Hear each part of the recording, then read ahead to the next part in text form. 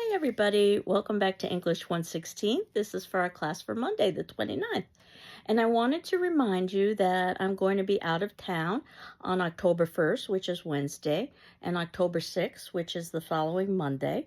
So I encourage you to use your time efficiently and effectively, catching up with the readings if you're in that position, getting ahead of the readings, that's always good, and thinking about your first paper, which I wanted to talk about today. And I also wanted to talk about short story because we have shifted from film, talking about Citizen Kane, and then we started talking about canon, those works that are considered by scholars and critics that are worth academic study. And we talked about how literature, in the broadest sense, I suppose, of the word, is anything that's written, but an instruction manual for, let's say, an air conditioner is certainly different than a piece of fiction, which is what we usually study in an English class, and that we can evaluate fiction, even though, of course, it's subjective, that scholars and critics have come up with some objective criteria about depth and complexity to justify why some pieces of literature are canonical, they are worthy of being in the canon, and maybe some are not. And we had talked about two short stories that illustrate that: A Secret Sorrow, which technically isn't even a short story. It is basically part of a chapter of a novel, and the other, A Sorrowful Woman. And not to in any way disparage romance novels, which was the example they gave us with A Secret Sorrow, but it is predictable and it is easy to read. And it really doesn't have a lot of depth or complexity to it. Or my layperson's definition, can you reread it and each time can you get new meaning? It's written primarily for profit motive. And again, none of these things in and of themselves are necessarily bad, but it's probably not worth our time to study. And it's a clue, I think, that we can summarize the novel in perhaps a sentence or two and then go straight to the chapter that you are reading. And basically what we're told is that Faye is in a relationship with Kai, and that Kai wants to marry her, and she is trying to back out of a possible marriage. And what we read is that she doesn't want to marry because she can't have children, and what they decide ultimately is to adopt. And this is in no way to minimize the complexity of infertility, but the resolution comes in just a couple of sentences. So again, not terribly complex, and they live happily ever after, which is what you expect in a romance novel, but probably not in a piece of literature as we define it. And A Sorrowful Woman is just so different. It's not formulaic like A Secret Sorrow. It is not trite. It is not predictable. It has depth and complexity. It raises questions and probably raises more questions than it answers. It has some sort of a social statement embedded within it. And I just wanted to talk a little bit about how to read a piece of literature, much like we were talking about how to read a film. So what you want to do is to think about things like the author. And for A Sorrowful Woman, Gail Godwin is the author. She is female, and that will be important, I think, when we read the story, because the story is about a female character and what it means to be female. We want to think about the time period of the story. Published in 1971. Lots of things going on in the 70s, but if we wanted to talk about gender, the women's rights movement. The world was very different in the 1970s for female than it is now in 2025. The title, A Sorrowful Woman. So we know the focus is woman. Sorrowful makes us question, why is this woman sorrowful? And not the sorrowful woman, which would suggest one person. A sorrowful woman, one of many. And of course, we're looking for many of the same things that we were looking at for film. So we're looking for things like symbolism, and we're looking for things like setting, and we're looking for things like dialogue. And what we're told in this story is that It begins in a winter evening, and this is shorthand in some respects for literary symbolism. The seasons oftentimes represent emotional states or stages of life, with the spring being rebirth, and the summer being height, and the fall the beginning of descent, and the winter being death and despair. And again, it doesn't have to necessarily mean that. An author could perhaps play with your expectations. But the fact that it's set in the winter and also the evening, because it's very similar with the times of day, that the morning can represent birth, and the afternoon can represent adulthood, and evening can represent middle age, and then nighttime can represent, let's say, death. If it starts in a winter evening, there's a negative tone already that's set with both the title and the setting. None of these characters are given names, and that will be important. The idea that they don't have individual identity, they're known only by their roles, wife or husband or child. And it also universalizes their situation because it's not identified with a specific character. And we see that the mother is quite sorrowful, even though it would seem that she's got the perfect life. She's got a healthy family, and they seem to live in a somewhat comfortable situation. And she talks about the child being a tender golden 3, which would suggest perfection. But of course, anybody who's worked with a 3-year-old knows that 3-year-olds are hardly perfect. And a supportive husband who says he understands, but of course, we question that because it doesn't seem that he understands, or at least he understands as well as he can for someone in 1971, because she can't necessarily articulate herself what she's sorrowful about. But the opening line might give us a hint. Once upon a time, there was a wife and mother one too many times, which we'll get back to in a moment. And we're told that the child's eyes and the husband's shirt are both gray. Again, some symbolism here. Gray can represent and signify lots of things, but more often than not, we think of gray as a negative. And there is a scene where the husband is helping the woman undress, and he takes off her bra. If this were a romance novel, it would be the beginning of a romantic interlude. That's not what happens here. And we see that the bra works so well as a symbol because a bra can be restrictive, and she feels restricted in her situation. And also, a bra can be supportive, and she seems to need support. And the support her husband gives her is by basically allowing her to have, quote, instant sleep, unquote, which turns out to be a piece of foreshadowing that we will find out later on how that's going to be significant. And basically, he's making her sleeping drafts, and we're even told later in the story he's making it in weekly batches, and that piece will be important. And the child, acting like a child, pretends to be a tiger. He could have pretended to be anything, but if you think about tiger, a vicious animal, a predator, at least that's how she sees her child. And he scratches her wrists. A little bit of foreshadowing here, because slashing the wrists is oftentimes a way to commit suicide, and that is how this piece ends. And you might be surprised to hear that. You might have missed that. But let me tell you that you need to read very carefully in order to understand that she does commit suicide. She basically overdoses on the sleeping draft, which is made in weekly batches. We're told she went to the cupboard and took what was hers. And that's basically the reference to the sleeping draft. And when the husband comes in, the child says, "Mommy's sleeping." He doesn't realize what's happened to the mother. However, what he says is quite telling after that, even though he's only 3. He says, "Mommy's tired from doing all our things again." And then the father basically is testing for heart rate, for pupil dilation, for a pulse. That's why he's lifting her wrists and raising her eyelids. And then he buries his head in her freshly washed hair.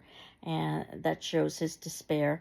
And the fact that she's continually washing her hair is also going to be important, that I'm going to be talking about in a moment.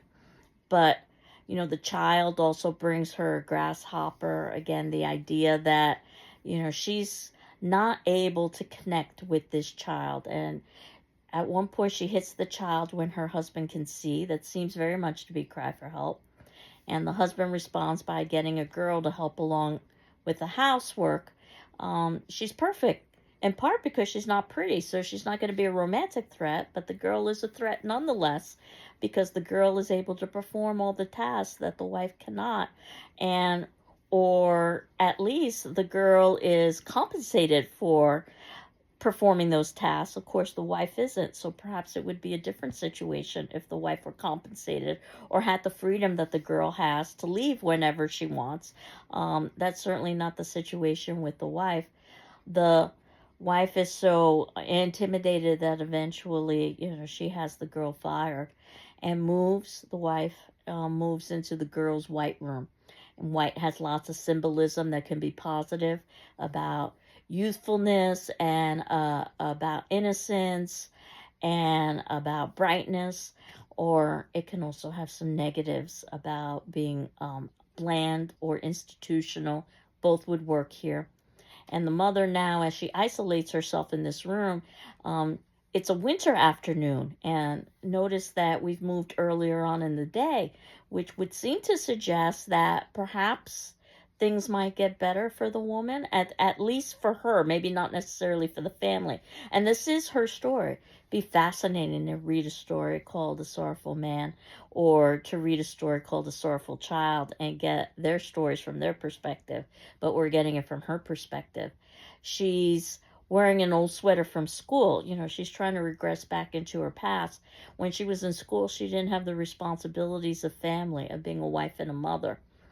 And at this point, the husband is enabling by taking on all of the tasks of the family. And single parenthood was not nearly as common then as it is now. So that would seem to be very unusual and also very helpful. But again, it's not the help that this woman needs. And she spends a lot of time hair brushing. You think about brushing hair as an element of self-care. It's also very soothing, the repetitious action. And because we're told in the opening sentence, once upon a time, that references fairy tales, and you might know the importance of hair with something like Rapunzel. Rapunzel, let down your hair. She thinks about writing. In fact, a sonnet is a highly stylized poem, which we will discuss when we get to the poetry section, with very strict rules. And she thinks, maybe I don't have to write a sonnet. Maybe I can break these rules, which sort of illustrates what's happening in the story itself, that she's thinking about breaking the rules of wife and motherhood. And the family is reduced to basically putting notes under the door as she continues to isolate herself. And when we talk about Emily Dickinson, we'll talk about the fact that Emily Dickinson did things that were somewhat similar, even though that her life wasn't fiction. This was actually what she did in real life, as absurd as this might sound. And now we know that it's spring morning, and we've moved earlier on in the day, and we've moved to a season that's associated with rebirth. All of this would seem to suggest some sort of positive for at least the woman. And we're told that she's suffocated by their joyful notes. There's some foreshadowing here, because suffocation is another way to suicide. And she went to the cupboard, took what was hers. Again, that's the sleeping draft. And then she completes this litany of chores. In other words, she fulfills all of the expectations, showing that she can, and also preparing the family for her absence. The child says, very tellingly, so if you've ever heard the expression, out of the mouths of babes, even though the child doesn't completely understand what he says, she's tired from doing all our things again. And the husband checks the vitals, and then the child asks, can we have supper? Because, of course, the child is interested in caretaking, as well he should. And then there are ending questions, too. If you have the one of the older versions of the text, they have some questions, but even if you don't, you might have your own questions. And, this is a complex story that we're meant to empathize with the woman, but it would be easy not to, because she does have responsibilities to her family, particularly her child. So that also is understandable. But yet, Godwin wants us, the author, to empathize with her because we're getting her story. So this is what the attendance question is going to be for today, by the way. This will be due Wednesday on the 1st. And as you know, you can ask for an extension and that you don't need to respond to your classmates, but you do need to read your classmates' responses and my responses in turn. And it's about the opening line of this story. And how is this opening line significant? And the opening line reads, "Once upon a time, there was a wife and mother, one too many times." And that opening line will probably make a lot more sense once you get to the ending of the piece.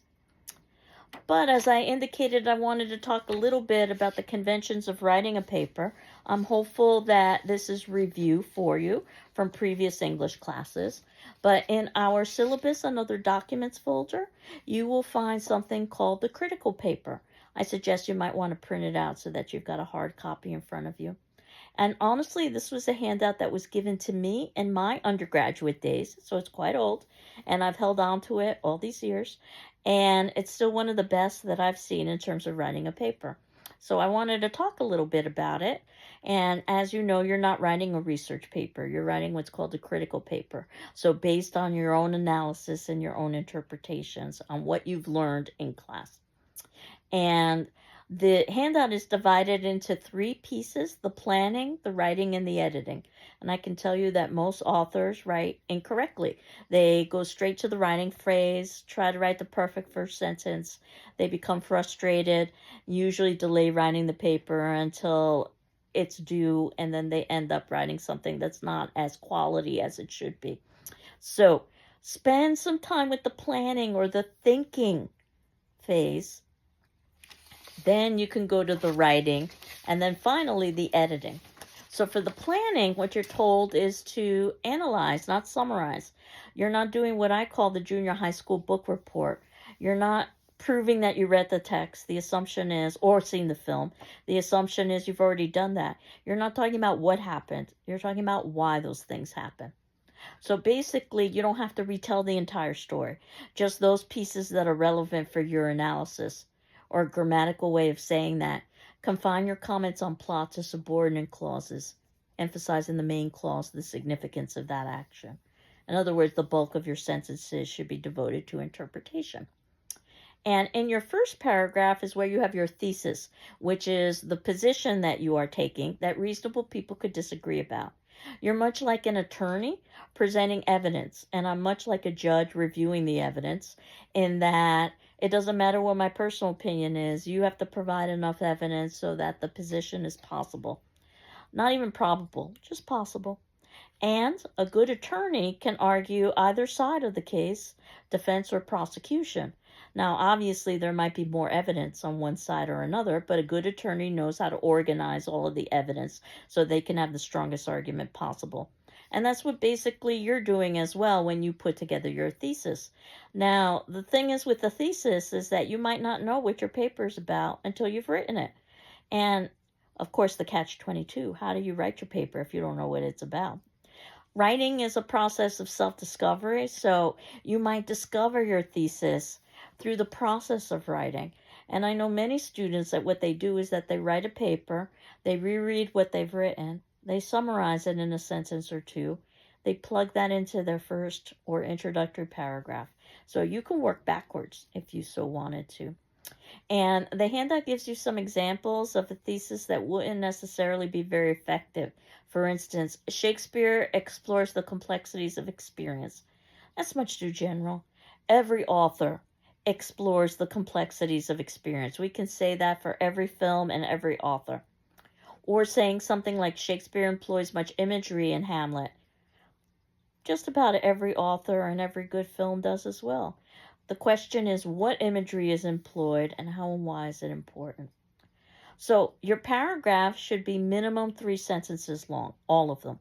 It needs to have a beginning, a middle, and an end. That's where the 3 sentences come from. And they'll probably be much longer than that. And the first sentence is called a topic sentence. And if it's a well-written paragraph, more often than not, that first sentence, the topic sentence, will summarize what your paragraph is about. So what you should be able to do is to read the first sentences of your paper and have a kind of outline. You might even want to try this with a textbook, even though textbooks are notoriously poorly written. But if you were to read just the first sentences of the paragraphs, you should get a kind of skeletal outline. You need to support with these critical papers with evidence. And evidence is quotation and paraphrase and argumentation. Quotation is word for word language from the text.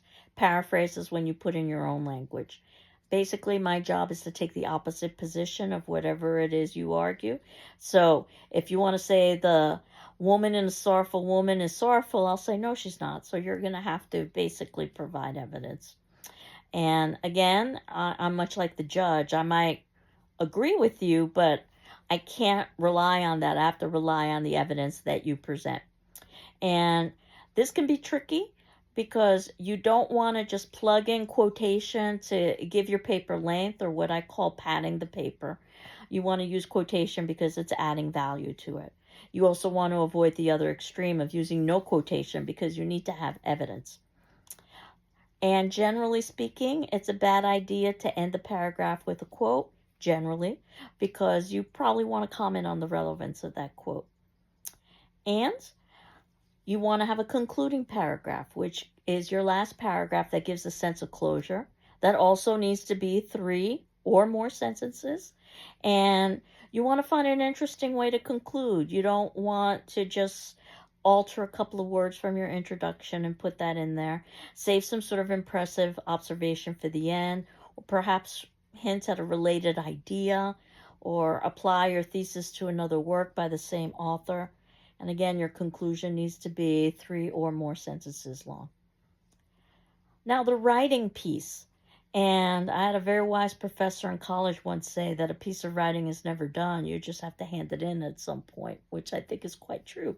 You could spend a lifetime polishing a piece of writing. And obviously you don't have that kind of time. You've got a few weeks. I had given you a suggested deadline of midway through the semester because it would be good for you to have feedback midway through the semester. But certainly you can submit in your paper early. I encourage you to. And if you haven't submitted in your paper by midpoint in the semester, you should touch base with me. Let me know what's going on. And as you know, I had suggested a couple paper topics where you could either talk about canon, those works that are considered by scholars and critics to be worth academic study, or perhaps you might want to talk about contemporary relevance. And while contemporary relevance is oftentimes an element of canon, it's not the only way to examine canon. Or you can create your own paper topic. You just want to make sure that you get the topic approved by me. And under the writing section, you're told that the first principle of good writing is economy. The second is simplicity. Say as much as possible in as few words as possible. So basically what you want to do, hopefully you've written your paper early enough so that you can put it aside, not look at it, not think about it, so that you can go back and find mistakes and read each sentence and ask yourself, can I say this in fewer words without sacrificing meaning? And if so, you probably should say it in fewer words. And I know that this can be painful because now you've shortened the length of your paper. But better to have a well-written paper that's shorter than a longer paper that's just using unnecessary language. So, good writing depends on strong verbs and nouns. Adjectives and adverbs, descriptive words can be useful, but don't overuse them to give your paper length. I'm suggesting your paper should be approximately 4 to 5 pages, but it should really be as long as it needs to be for you to support your particular thesis. And you want to make sure that you are using the active as opposed to the passive tense. In other words, it's very clearly indicated that the subject of the sentence is engaged in the action. So for instance, 2 sentences such as Lillian taught the class, or the class was taught by Lillian. And they're both grammatically correct, but Lillian taught the class is active. The subject of the sentence, Lillian, who or what is doing the action, Lillian is doing the teaching. Lillian taught the class. So it's much clearer than the passive, as if the teaching is happening to Lillian. The class was taught by Lillian. if this is too difficult to wrap your mind around, just think about the suggestion about being concise and just count the number of words in the sentences. Lillian taught the class as 4 words. The class was taught by Lillian as 6 words. If you can say it in fewer words without sacrificing meaning, say it in fewer words. And also, you want to vary your sentences. You don't want to have a lot of long sentences in a row. That makes things really dense. You don't want to have a lot of short sentences in a row. That makes things really choppy. And you want to vary your sentence beginnings. So you don't want multiple sentences that are next to one another starting with the same word. And as the handout indicates, a paragraph is a developed idea, so no 1 or 2 sentence paragraphs. I know you'll find them in journalism and in other kinds of writing, but this is academic writing, which is also the same kind of writing that you would do in the workplace. So some random notes: avoiding cliches or trite expressions. Expressions or words that have been used so frequently that they no longer have any original meaning. What'll be interesting is when we get to Shakespeare, we'll talk about how many cliches that we use were originally created by Shakespeare, such as a rose by any other name would smell just as sweet. That's from Romeo and Juliet. But people are quoting Shakespeare all the time and not even realizing it. And it was original when Shakespeare wrote it, but it's not necessarily original when we are writing it. And also, you want to avoid slang, which is informal language. And, the idea is that there's just a greater possibility for misunderstanding. So think about some of the cliches and trite expressions that we use, like it's raining cats and dogs outside. Imagine if English weren't your first language. What do cats and dogs have to do with rain? Why do cats have to go before dogs? Or a piece of slang. He's a cool person, which means that they're probably interesting or engaging, but technically cool is in relation to temperature. So there's just a greater possibility for misunderstanding when you're using slang or cliches or trite expressions, so you want to avoid them in your writing. So I always tell a true story. I try to tell funny stories. This is not a funny story, about why it's so important to use standardized language and not use language that has a greater possibility of misunderstood. And it happened several decades ago to a second language student who was going to a party. Unfortunately, he went to the wrong home, a home that had been burglarized previously. So shall we say that the owner was nervous. And the student knocked on the door and asked if this is where the party was happening. The owner responded with a piece of slang, freeze, which means to stop. But for whatever reason, the student either misheard or misunderstood. The student took a step forward, and the owner responded by taking out the gun he always carried and shooting that student dead on his doorstep. True story. And it completely changed how languages were taught in classrooms. That, yes, you need to know standard academic language, but we speak differently than we write, so you need to know the language of the streets as well. But if you're wondering why is it that we have these rules, the idea is that if we've got some standardization, there's less likelihood of misunderstanding. And this story, I think, illustrates the possibility of misunderstanding. And it can result in, or did result in, some deadly consequences, at least in this instance. So, one of the things that is going to seem counterintuitive is that you should maintain the present tense. In other words, keep in the present. So it's not that Citizen Kane said to Susan Alexander, it's that Citizen Kane says to Susan Alexander, as if it's happening in the now. That tends to universalize the literature or the film, even though I know that the literature of the film was created in the past and you viewed it or read it in the past. You also want to avoid the use of I think, I will argue. All of that is considered wordy. It's embedded within the paper that this is what you will think, this is what you will argue. Avoid contractions, words like won't or can't or don't. Not that they're wrong, but it's considered to be a little bit more informal. Better to say do not, cannot, will not. And finally, the last piece, which is proofreading. And I know that by this point, you've probably run out of time when you're writing a paper and you've run out of energy, so you want to save a little bit of both. Avoid mistakes in previous papers. Remember, all of you have the option of rewriting the first paper. I see it as a learning exercise. And then you can apply those principles that you've learned in your second paper, which will be very similar to your first paper. You'll just be writing about different texts. Rather than writing about fiction, you will be writing about drama.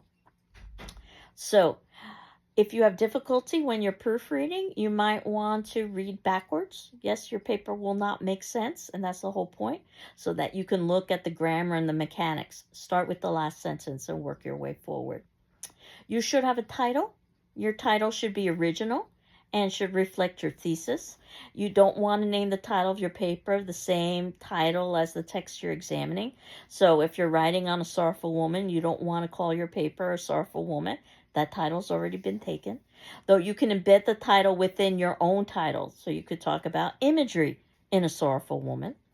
And we do have conventions for texts that are published.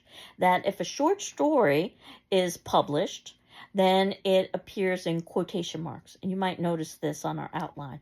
And if you have a longer text, let's say something like a film, then that would either be italicized or underlined.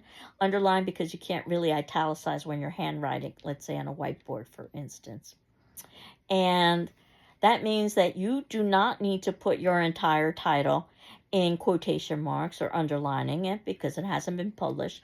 But certainly if you're using part of the author's title within your title, that would be either underlined or italicized and put in quotation marks. You do want to, in addition to your thesis in the introduction, give the name of the author and the work so it's very clear what you are discussing. And to illustrate the age of this handout, it says instructors prefer typewritten papers. Your paper does need to be typed, double space, 1-inch margins. Hopefully this is something that you talked about in English 101 from the MLA, the Modern Language Association, which talks about the conventions for quotation and for documentation. And there are a series of rules for the humanities and languages. There are different rules, same purpose, but slightly different formatting for other disciplines, such as the APA for the American Psychological Association, and that's what you use for the sciences. So you want to make sure that you're using the correct system for the correct discipline. And for us, we would be using the MLA. And what the MLA talks about is the use of parenthetical documentation, that at the ending of a quote, whether you're done with your sentence or not, it's irrelevant, but at the ending of the quote, you put in parentheses the least amount of information necessary for the reader to be able to identify where that quote appears. Usually that's something like a page number, or for a film, it would be a timestamp. And then you close your quotation marks and you either end your sentence or you continue on your sentence. And there's some examples below. This all works because you add a works cited page at the ending of your paper that lists all of the works that you've cited, the magazine articles, the books, the websites, and so forth, all by author's last name in alphabetical order. And there's a slightly different system for indicating if something comes from, let's say, a magazine as opposed to a website. And you follow the MLA system the way you might follow a cookbook, for instance, and that you just follow all the rules exactly. And this works very nicely with a research paper, but remember, you're not writing a research paper, you're writing a critical paper. So in this instance, you're probably only using the text itself. If that's the case, then I'm not even going to require a works cited page. Certainly you can hand one in if you wanted to, but if you do, you want to make sure that you're doing it correctly. But what you do need to do is parenthetical documentation. So at the ending of the quote, in parentheses, you want to give the timestamp, let's say, if you're referencing film, because you would want to quote from it, or let's say the page number of the text that you happen to be reading. And if you'll see in the notes below, the second section talks a little bit about documentation and gives you some examples. So punctuation goes after documentation. So, quote, Krebs went to the war from Methodist College, unquote, And then in parentheses, we have the number 162, and then close parentheses, and then a period. 162 is in reference to the page number. Notice that there's no page or PG that's written in there. It's just the actual number. If you need to continue your sentence after the documentation, you go ahead and do that. And the example is the second example in the second section, which is, quote, although Krebs went to the war from a Methodist college, unquote, open parentheses, 162, close parentheses, he cannot pray with his mother. And then we've got an ending period. You can insert something into a quote. Usually it's to clarify something. You don't want to comment on the relevance of a quote by interrupting the quote. You can do that before or after the quote. So for instance, a pronoun. It might be unclear who the pronoun is referencing based on the quote that you've selected. So in that instance, immediately after the pronoun, what you could do is use square brackets, and that means anything in those square brackets is your insertion. So here's an example. Quote, even his, and then in the square brackets, I have the name, Krebs, so that you know that's the character that the his is referencing. Lies, and then I close my square brackets. Lies were not sensational, and then I end my quotation mark, and then I've got my parenthetical documentation. You can omit something from a quote, leave out something from a quote.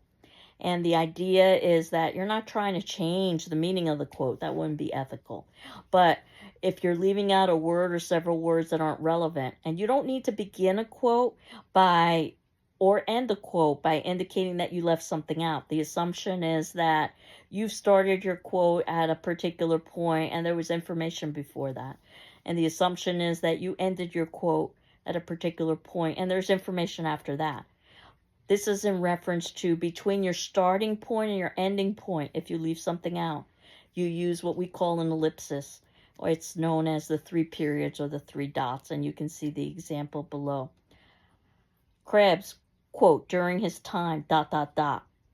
was sleeping late in bed. And the ... indicates that I left out a word or several words from the original quote.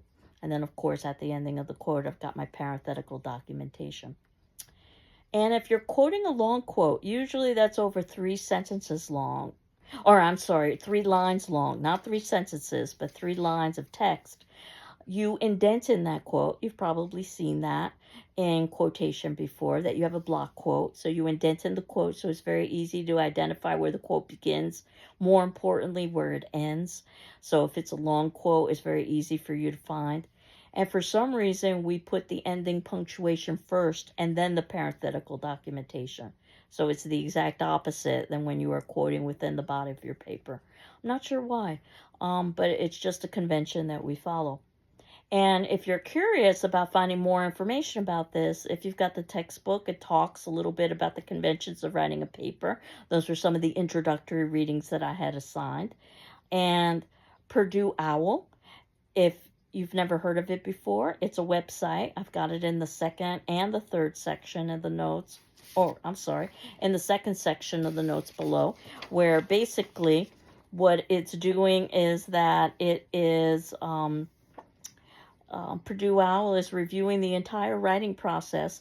It is a website from Purdue University, but you don't have to be a student from Purdue to use it. And it will talk about documentation. And I've also given you the GCC library website because the library is well aware that you will be quoting. So, and writing a paper. So that website talks about how to quote and how to write a paper as well. And again, I'm hopeful that this is review for you, but I still wanted to talk a little bit about it. And again, remind you that I'm not going to be in class in the 1st or the 6th of October. So that's Wednesday 10/1 and Monday 10/6. So you have a week to catch up with your readings if necessary. Get ahead with your readings. That's even better. And notice that I've included some links so that you could get ahead with the readings if you so wanted to. And that said, I would certainly use that time to start at least contemplating the paper and what you might be doing for the paper. But your attendance question, as I had indicated for today, is about a sorrowful woman. and the significance of the first line, once upon a time, there was a wife and mother, one too many times. And then when I return, we'll talk about that, and we'll also talk about the following short stories. So I hope you're doing well. I'm doing well, and we will continue on a week from now. Take care. Bye-bye.